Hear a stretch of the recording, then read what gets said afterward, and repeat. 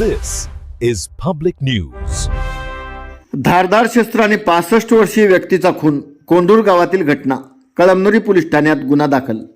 कळमनुरी तालुक्यातील कोंडूर येथील शेषराव सखाराम पतंगे वय 65 वर्षे हे आणि त्यांचा मुलगा सखाराम पतंगे हे दोघे गावी एकत्र राहतात. दिनांक 15 डिसेंबर रोजी सोमवारी रात्री शेषराव हे घरी एकटेच होते. रात्री उशिरा सखाराम पतंगे घरी गेल्यानंतर त्यांचे वडील शेषराव हे रक्ताच्या थारोळ्यात दिसले. त्यांच्या डोक्यात कुऱ्हाडीसारख्या धारदार शस्त्राने वार झाल्याचे दिसून आले.